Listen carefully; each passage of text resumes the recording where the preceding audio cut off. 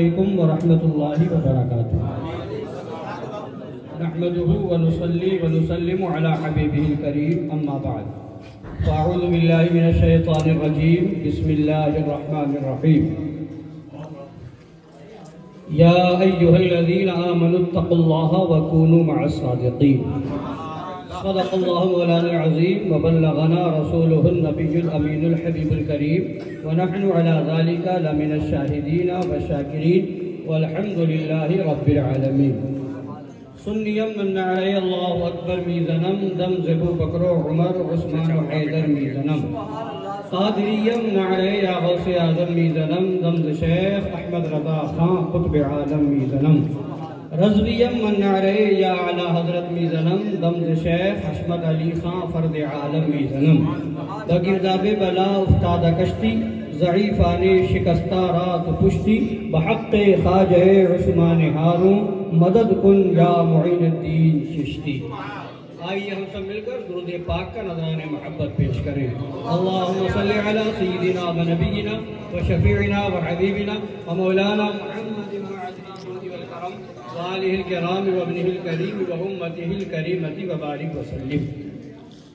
خطبہ مسلمہ کے بعد میں نے آیت کریمہ پڑھی، یا ایہا الذین آمنوا اتقوا اللہ وکونوا مع الصادقین۔ اے ایمان والو، اللہ سے ڈرتے رہو اور سچوں کے ساتھ ہو جاؤ۔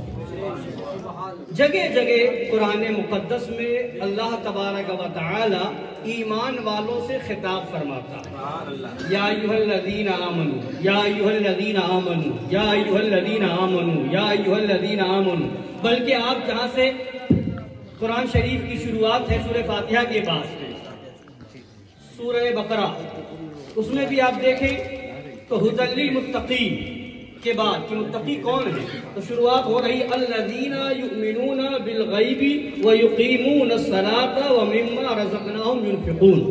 متقی کون ہے؟ جو غیب پر ایمان رکھتے ہیں، یعنی ایمان کو پہلے رکھا گیا۔ پھر فرمایا جا رہا وَيُقِيمُونَ الصَّلَاةَ، نماز قائم رکھتے ہیں، وَمِمَّا رَزَقْنَاهُمْ يُنْفِقُونَ، اور جو ہم نے انہیں رزق دیا ان میں سے خدا کی راہ میں خرچ کرتے ہیں۔ یعنی بتا دیا، قرآن نے بتا دیا کہ ایمان پہلے ہے، نماز بعد میں ہے۔ الَّذِينَ يُؤْمِنُونَ بِالْغَيْبِ وَيُقِيمُونَ الصَّلَاةَ۔ تو جگہ جگہ ایمان والوں سے خطاب ہو رہا ہے، جگہ جگہ ایمان والوں کو پکارا جا رہا ہے۔ ایمان ہے کیا؟ ایمان کہتے کس کو ہے؟ ایمان کس چیز کا نام ہے؟ آج ہر فرقے والا دعویٰ کر رہا ہے ہم ایمان والے ہیں، ہم ایمان والے ہیں، ہم ایمان والے ہیں۔ الحمدللہ ہم بھی کہتے ہیں ہم ایمان والے ہیں، مگر ذرا یہ بھی تو سمجھو ایمان ہے کیا؟ ایمان کہتے کس کو ہے؟ ایمان والے ہم سب سنی الحمدللہ، اور جو نہیں ہے وہ بھی کہتے ہیں ہم ایمان والے ہیں، مگر سمجھنا یہ ہے کہ ایمان ہے کیا؟ پہلے اس کو سمجھے کہ ایمان کسے کہا جاتا ہے، ایمان کیا ہے۔ اب اعلیٰ حضرت امام اہل سنت مجدد اعظم دین و ملت فاضل بریلوی رضی اللہ تعالیٰ عنہ سے پوچھے تو ایک مصرے میں سمجھا رہے ہیں، مومن وہ ہے جو ان کی عزت پہ مرے دل سے۔ مومن وہ ہے جو ان کی عزت پہ مرے دل سے، تعظیم بھی کرتا ہے نجدی تو مرے دل سے، تعظیم بھی کرتا ہے نجدی تو مرے دل سے، ہے نا۔ اب ایمان کی حقیقت کیا ہے، ایمان واقعی میں کیا ہے، تو اب آؤ اعلیٰ حضرت کی تمہید ایمان شریف، ہے نا۔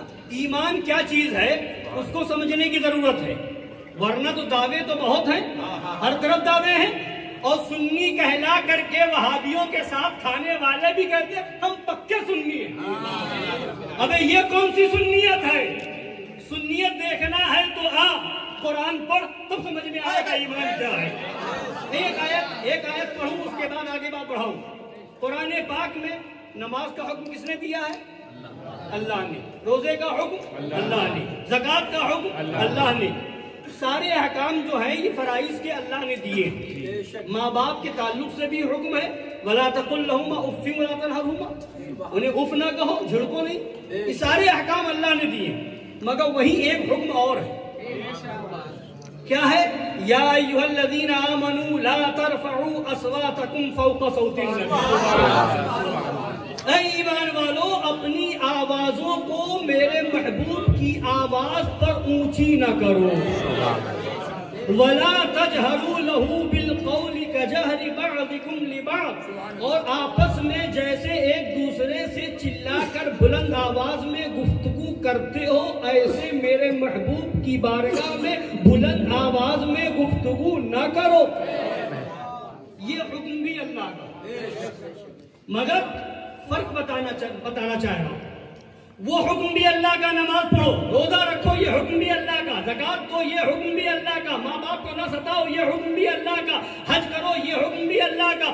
مگر یہاں محبوب کی بارگاہ میں آواز اونچی نہ کرو، یہ حکم بھی اللہ کا. مگر پوچھئے حضور والا سے، سرکار شمائل ملت دعوت برکات القدسیہ جلوہ گر ہے، علماء کرام موجود ہیں، یا دنیا کے کسی بھی عالم و مفتی سے پوچھ لیجئے نماز چھوڑے گا کیا حکم ہے؟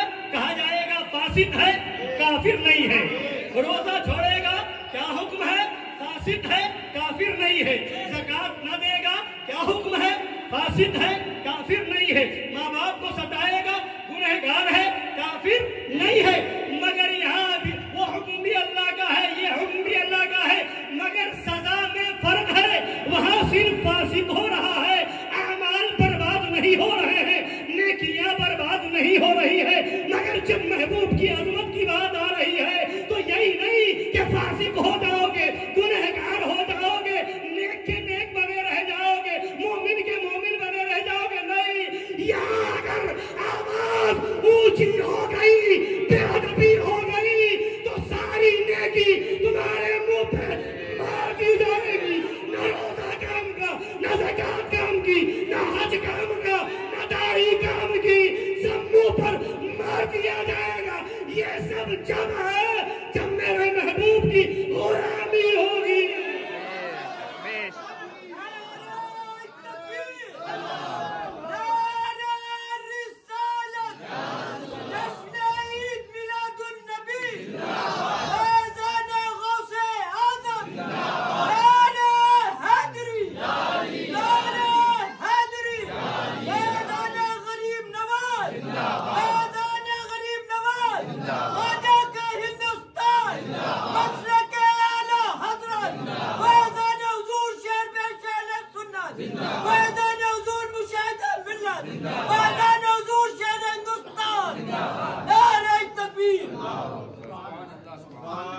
حکم وہ بھی اللہ کا، حکم یہ بھی اللہ کا.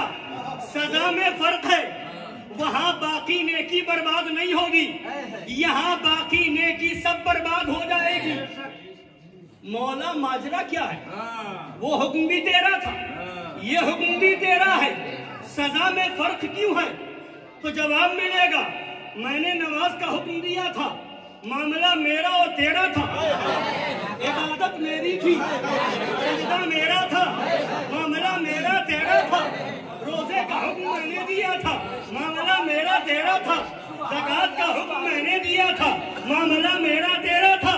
مگر یہاں معاملہ میرا تیرا نہیں، محبوب کا معاملہ ہے. یہاں نہیں بخشا جائے گا. نماز چھوڑ کے آئے گا بخش دوں گا، روزہ چھوڑ کے آئے گا جنت دے دوں گا. زکوٰۃ نہیں دے گا سزا دے کر کے یا دیے بغیر میری مرضی جنت ضرور دوں گا. مگر نبی کی توہین ہو گئی تو سوائے جہنم کے کوئی ٹھکانہ نہیں ہے. پکار اٹھے تجھ سے اور جنت سے کیا مطلب؟ وہاں بھی دور ہو، ہم رسول اللہ کے جنت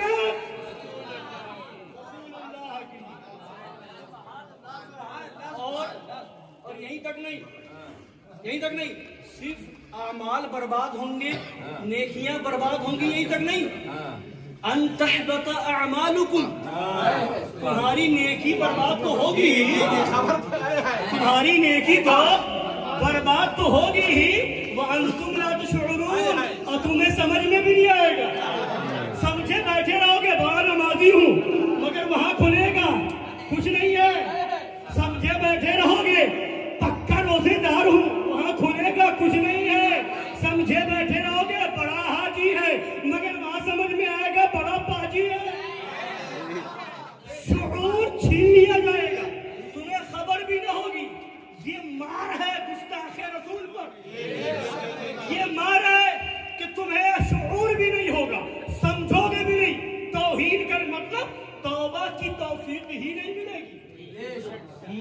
کیا ہے؟ محبوب کی گستاخی کر کے آئے، توبہ کے نصیب ہو جائے گی نہیں۔ اب بات کیا گئی سنیے، سرکار مظہر اعلیٰ حضرت شیر بے شہر سنت ہے، 12 بنکی کی سرزمین ہے، خطاب فرما رہے ہیں، دیوبندیوں کا رد فرما رہے ہیں، گستاخان رسول کا رد فرما رہے ہیں۔ ایک شخص کھڑا ہوتا ہے دیوبندی، مجمع میں موجود تھا، اگر کہنے لگا میرا سوال یہ ہے کہ اگر وہابی دیوبندی اتنے ہی گندے ہیں جتنا آپ بتا رہے ہیں تو پھر یا تو کسی کو وہابی نہیں ہونا چاہیے، دیوبندی نہیں ہونا چاہیے، یا کوئی سنی دیوبندی ہو گیا وہابی ہو گیا تو اسے واپس پلٹ کے سنی ہو جانا چاہیے، دیوبندی نہیں رہنا چاہیے۔ اس لیے جب اتنے گندے ہیں تو اسے واپس صحیح طرف آ جانا چاہیے۔ مگر میں دیکھتا ہوں کہ جو سنی وہابی بن جاتا ہے، دیوبندی بن جاتا ہے، پھر پلٹ کر کے وہ سنی نہیں بنتا۔ اس کا کیا مطلب؟ اگر اتنے گندے تو واپس آ جانا چاہیے، گندگی سے دور ہو جانا چاہیے۔ کیسا اہم سوال ہے، اب دیکھیے کتنا اہم سوال ہے، اب اپنے اپنے دماغ میں سوچیے کیا جواب ہو سکتا ہے۔ مگر مظہر اعلیٰ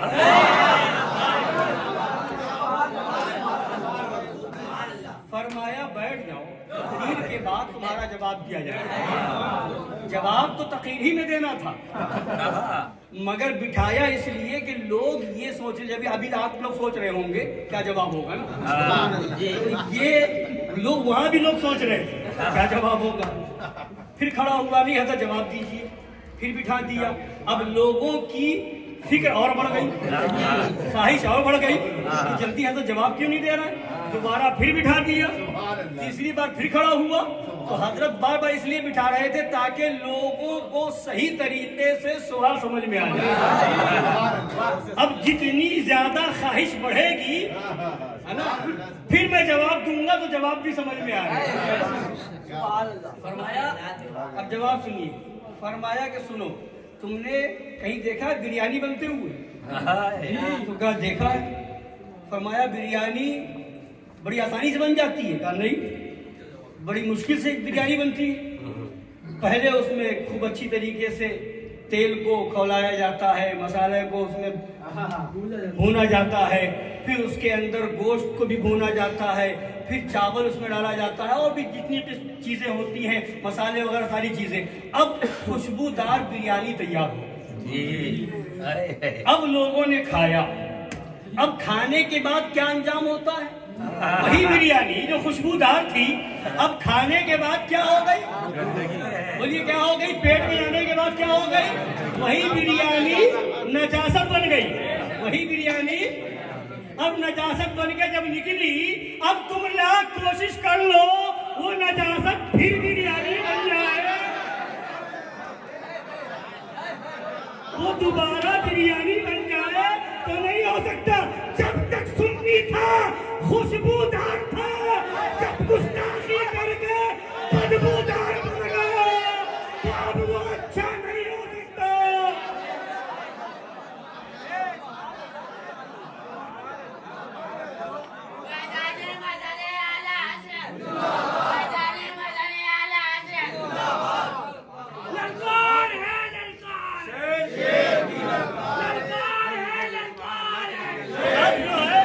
خداوند قدوس فرما رہا ہے، اگر نبی کی بارگاہ میں توہین ہو گئی، بے ادبی ہو گئی، آواز اونچی ہو گئی تو تمہاری نیکی تو برباد ہوگی ہی ہوگی۔ ان تحبط اعمالکم، ساتھ میں فرمانا وانتم لا تشعرون، تمہارا شعور چھین لوں گا، شعور ختم ہو جائے گا، سمجھنے کی قوت نہیں رہے گی، تمہیں سمجھ میں نہیں آئے گا، دوبارہ توبہ کی توفیق نہیں ملے گی۔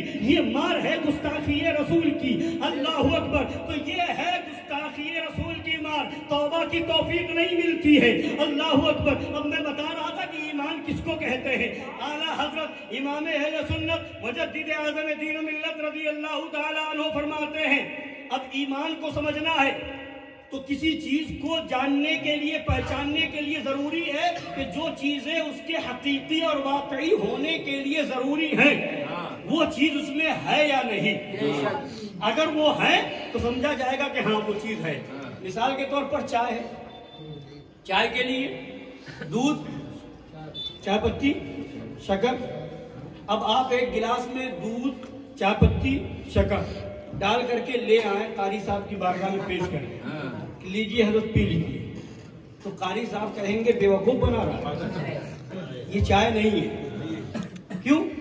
حضرت چائے پتی ضروری ہے اس میں، دودھ ضروری ہے اس میں، شکر ضروری ہے اس میں، شوگر کا مسئلہ تو شکر بھی نہیں، کوئی بات نہیں، مگر کہیں گے نہیں، اس سب کے ساتھ ضروری ہے اس کو آگ پر کھولایا بھی گیا ہو۔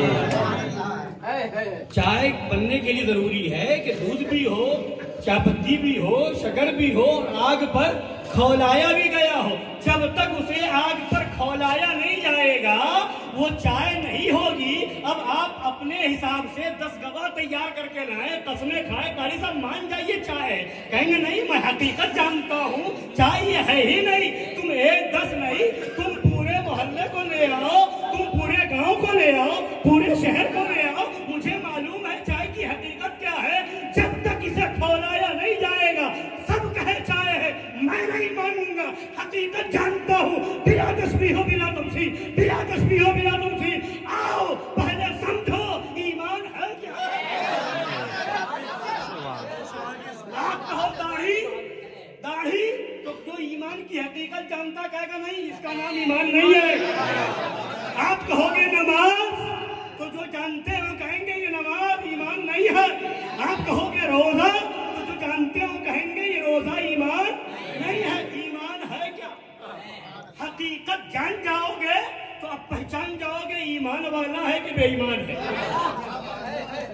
اب ایمان کیا ہے؟ اعلیٰ حضرت فرماتے ہیں ایمان کے حقیقی اور واقعی ہونے کے لیے 2 چیزیں ضروری ہیں۔ کتنی چیزیں؟ 2 چیزیں۔ یہ 2 چیزیں ہیں تو ایمان ہے، اور اگر ان میں سے کوئی ایک چیز نہیں تو ایمان نہیں۔ اب وہ 2 چیزیں یاد رکھیں گے؟ بتائیں۔ فرماتے ہیں محمد رسول اللہ صلی اللہ تعالی علیہ وآلہ آلہ وسلم کی تعظیم، حضور پاک صلی اللہ تعالی وسلم کی ایک چیز۔ دوسری چیز محمد رسول اللہ صلی اللہ تعالی علیہ وآلہ آلہ وسلم کی محبت کو تمام جہان پر تقدیم، یعنی حضور کی محبت ساری دنیا سے اوپر ہو، سب سے بڑھ کر ہو، جس سے آپ کو محبت ہے ان سب سے بڑھ کر کے حضور کی محبت دل میں ہو۔ یہ اپنی طرف سے نہیں فرما رہے، حدیث پاک ہے، لا یؤمن احدکم حتی اکون احب الیہ من والدہ وولدہ والناس اجمعین، تم میں سے کوئی بھی اس وقت تک مسلمان نہیں ہو سکتا جب تک کہ حضور فرماتے ہیں ماں باپ اولاد خاندان سب سے زیادہ مجھ سے محبت نہ ہو، سب سے زیادہ محبت حضور سے۔ یہ 2 چیزیں ہیں، اگر یہ 2 چیزیں ہیں تو اعلیٰ ہم فرماتے ہیں تب ایمان ہے، اور اگر نہیں تو قسمیں کھاؤ، اگر نہیں تو داڑھی بھی کھاؤ، نماز پہ نماز، روزے پہ روزہ، یہ 2 چیزیں ہیں تو ایمان ہے، یہ 2 چیز نہیں تو ایمان نہیں ہے۔ تو اب آؤ محبت کیا ہے؟ محبت سب سے اوپر ہو حضور کی، پہلے محبت کو سمجھو۔ محبت میں کیا ہوتا ہے؟ محبت میں کیا ہوتا ہے؟ آپ کے باپ کو کسی نے گالی دی، 1 ہفتے کے بعد شادی کارڈ لے کے دروازے پہ آیا، کیا کریں گے آپ؟ کیا رویہ ہوگا؟ آئیے مسکرا کے بلا کر کے چائے پلائیں گے؟ نہیں۔ بولیے اس کی شادی کے کارڈ کو بہت ہی خوش ہو کر کے قبول کریں گے؟ نہیں۔ آپ کے جسم میں اس وقت وہ کیفیت ہو جائے گی کہ آپ چاہیں گے پتہ نہیں کیا کر ڈالوں، جیسا آپ کے اندر وہ معاملہ کبھی پیش آئے گا تو کارڈ چھین کے منہ پہ مار دیں گے۔ خبیث 1 ہفتہ پہلے ماں کو گالی دے کے گیا ہے، باپ کو گالی دے کے گیا ہے، اب شادی کارڈ لے کر کے آ رہا ہے۔ ابھی 1 ہفتہ پہلے ماں باپ کو گالی دے کے گیا ہے، اب مجھے بلانے آ رہا ہے، بس چلے گا تو دھکا مار کے باہر کر دیں گے، لات مار کے باہر کر دیں گے۔ یہ کون کروا رہا ہے؟ یہ کسی مفتی نے فتویٰ دیا تھا؟ یہ کسی قاضی نے بتایا تھا؟ یہ کون کروا رہا ہے؟ یہ جو آپ کے دل میں آپ کے باپ کی محبت ہے، آپ کی ماں کی محبت ہے، وہ محبت یہ کام کروا رہی ہے۔ یعنی محبت فتویٰ پوچھنے نہیں جاتی، وہ اپنا فیصلہ سنا دیتی ہے۔ باپ کو گالی دی تھی دروازے سے نکلنا، ماں کو گالی دی تھی دروازے میں گھسنا نہیں، ईमान लाया है लेकर के मुंह पे मार देगा। पता क्या चला, अगर मोहब्बत है शादी की दावत कबूल नहीं की जाएगी, घर में बुलाया नहीं जाएगा, उसके वहां दावत खाई नहीं जाएगी। 1000 बार बिला तस्बीह बिला तफसील, ये तुम्हारी माँ की मोहब्बत थी, ये तुम्हारे बाप की मोहब्बत थी। ईमान ये है कि माँ से ज्यादा मोहब्बत हुजूर से हो, बाप से ज्यादा मोहब्बत हुजूर से हो।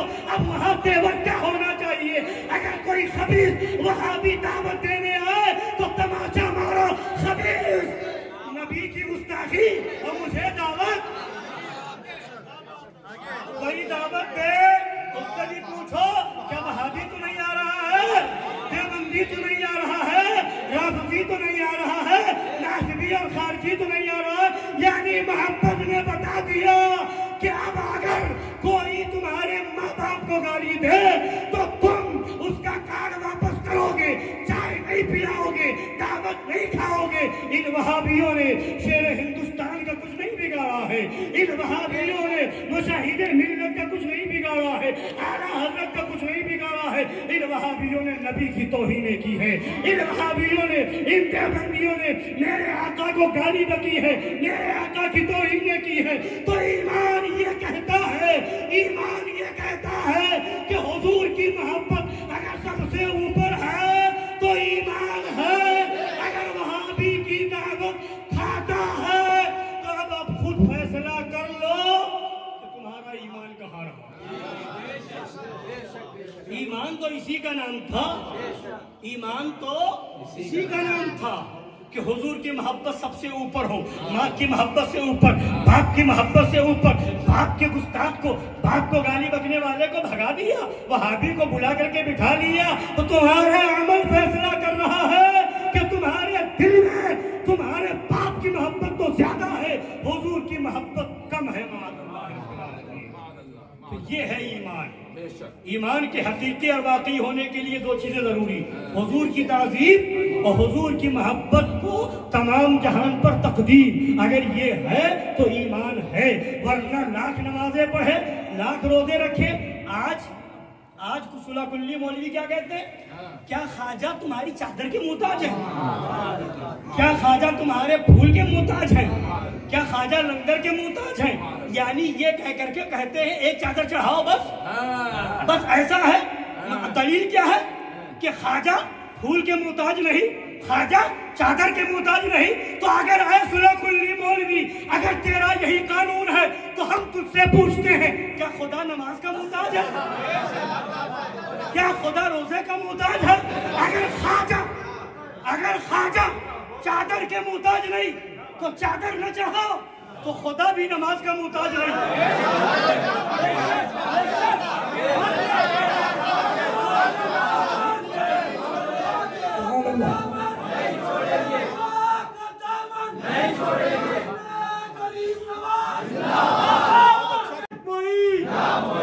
ख्वाजा चादर के मुताज नहीं, खुदा नमाज का मुताज नहीं, मुताज हम हैं।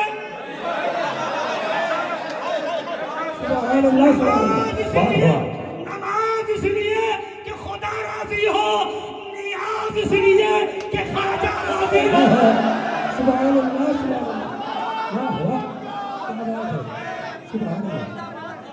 ख्वाजा का हिंदुस्तान, ख्वाजा का हिंदुस्तान। न हम नमाज छोड़ेंगे, न हम नियाज और चादर छोड़ेंगे। ख्वाजा का हम लंगर भी करेंगे, नियाज भी दिलाएंगे, चादर भी चढ़ाएंगे। असुला कुल्लियों को जलाते थे, जलाते हैं और जलाते रहेंगे इंशाअल्लाह ताला। इसलिए ईमान सबसे पहले जरूरी है, अकीदा सबसे पहले जरूरी है। ऐ सुन्नी मुसलमानों, ईमान दिया है तो गरीब नवाज ने, अकीदा दिया है तो गरीब नवाज ने, हमें इस्लाम मिला है तो बारगाह गरीब नवाज से, हमें दौलत मिली है तो बारगाह गरीब नवाज से। सब छूट सकते हैं, गरीब नवाज की चौखट नहीं छूटेगी। यहाँ हाजिरी ना کامیابی ہو پائی تو ہم اپنے گھر میں یاد کریں گے. خواجہ کے مشن پر رہیں گے فیضان وہی ملے گا. فیضان تو سب سے پہلے مین چیز ضروری کیا ہے؟ عقیدہ. اہم چیز ہے ایمان. نماز، روزہ، حج، زکوٰۃ یہ سب ایمان کے بعد ہے. تو اس لیے شیر ہندوستان جو بار بار فرماتے ایمان بچاؤ، ایمان بچاؤ، ایمان بچاؤ. کیوں؟ اس لیے کہ ایمان بچ گیا، عمل میں کمی بھی رہ گئی تو حضور تو شفیع المذنبین ہیں. حضور گنہگاروں کی شفاعت کرانے والے ہیں. اور اگر نماز پہ نماز، نماز پہ نماز، نماز پہ نماز پڑھتے رہے اور ایمان نہ بچ پایا، وہابیوں کے ساتھ، دیوبندیوں کے ساتھ، رافضیوں کے ساتھ، قادیانیوں کے ساتھ ایمان نہیں بچ پایا تو سنو، ہمیشہ ہمیش کے لیے جہنم میں جانا پڑے گا. اس لیے شیر ہندوستان کا پیغام ہے ایمان بچاؤ. ایمان بچ گیا تو خواجہ بچانے والے آ گئے. ایمان بچ گیا تو غوث اعظم بچانے والے ہیں. ایمان بچ گیا تو مولا علی بچانے والے ہیں. شہید کربلا بچانے والے ہیں. سرکار صدیق اکبر بچانے والے ہیں. ایمان بچ گیا تو میرے آقا کا لقب ہی ہے شفیع المذنبین.